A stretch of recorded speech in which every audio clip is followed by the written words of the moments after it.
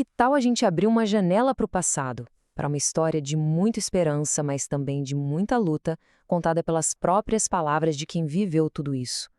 A gente vai mergulhar num conjunto de cartas lá do século XIX, de imigrantes poloneses que cruzaram o oceano em busca de uma vida nova aqui no Brasil.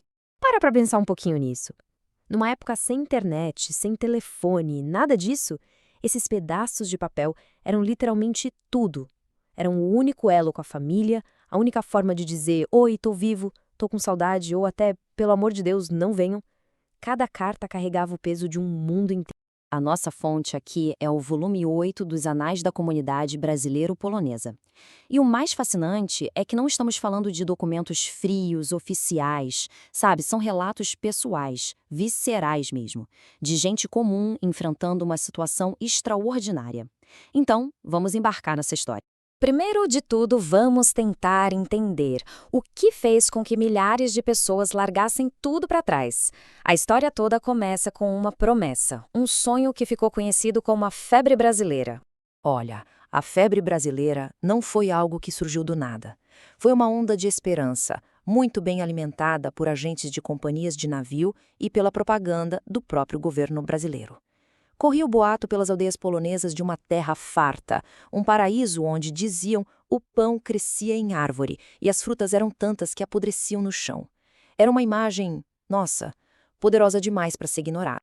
E aí, as cartas dos primeiros que chegaram, como essa aqui do Martin Knaschinski, só botavam mais lenha nessa fogueira.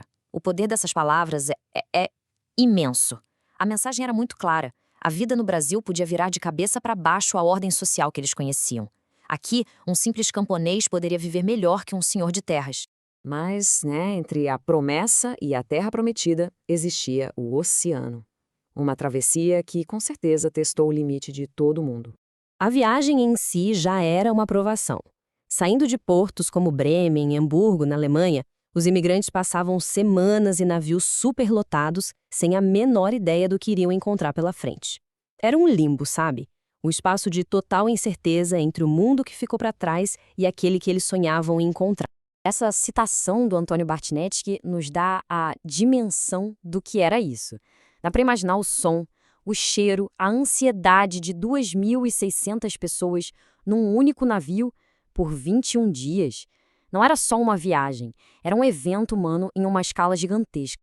Depois de semanas no mar, finalmente terra à vista. Mas o Brasil da propaganda nem sempre era o mesmo Brasil da vida real. E aí vinha o choque de realidade. O sonho do paraíso tropical batia de frente com a dureza de um clima estranho, um trabalho exaustivo e uma economia onde tudo era caro e desconhecido. O pão não crescia em árvore não, viu? Tinha que ser comprado e por um preço bem salgado. E olha, nada mostra melhor essa dificuldade do que os detalhes do dia a dia. Esta carta, por exemplo, não fala de sonhos. Fala de contas. O autor vai listando item por item o custo de vida. A carta vira quase um livro-caixa. Sal, vinho, queijo. Cada preço era uma nova e dura lição sobre a vida nova. E para alguns, a desilusão foi total. A carta do Jay Gaziorowski é um soco no estômago. Ele descreve um cenário de desespero, de gente que chegou cheia de esperança e agora vivia de ajuda do governo, sem conseguir ou sem querer encarar a dureza do trabalho que encontrou por aqui. E é aqui que a gente chega no coração da nossa história, as próprias cartas. Elas viraram o verdadeiro campo de batalha de informações, mandando de volta para a Polônia um retrato do Brasil que era, ao mesmo tempo, confuso e contraditório. De um lado, você tinha um otimismo que não se abalava, como o do André Borkowski. Para ele, mesmo com todas as dificuldades, a ideia principal continuava de pé.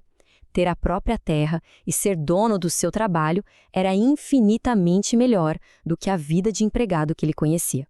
Mas aí, talvez no mesmo navio que levava a carta otimista, chegava uma mensagem totalmente oposta. De novo, o J. Gaziorowski, com um relato de colapso social. Famílias se desfazendo, homens abandonando tudo.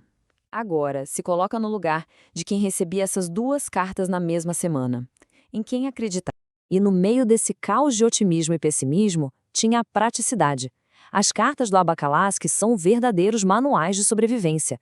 Ele não está vendendo um sonho nem um pesadelo. Ele está dando papo reto, conselhos práticos. Que tipo de tecido levar, o que comprar, como se preparar. Essas cartas eram talvez a informação mais valiosa que um futuro imigrante poderia ter. Tá, mas e aí? Qual o significado de tudo isso hoje? O que ficou de legado dessas vozes todas? Essas cartas eram muito mais que um "Oi, tudo bem?". Eram inteligência de campo. Elas influenciavam diretamente a decisão de vilarejos inteiros lá na Polônia. O poder delas era tão grande que as autoridades russas, que controlavam parte da Polônia na época, chegaram a confiscar e censurar essas cartas, tentando desesperadamente frear o que eles viam como uma perigosa fuga da sua população. De milhares de cartas que foram enviadas, o que sobreviveu à censura, às guerras, ao tempo, foram estas 60, preservadas nos anais. Apenas 60 vozes. Um arquivo pequeno, mas incrivelmente precioso, de experiência humana. E isso, claro, nos deixa com uma pergunta para refletir. Assim como essas cartas de papel escritas com tanta dificuldade contaram a verdade de uma geração, a questão que fica é, na nossa era digital, de comunicação instantânea, um excesso de informação, o que vai sobrar? Que relatos vão sobreviver para contar a verdade complexa do nosso tempo?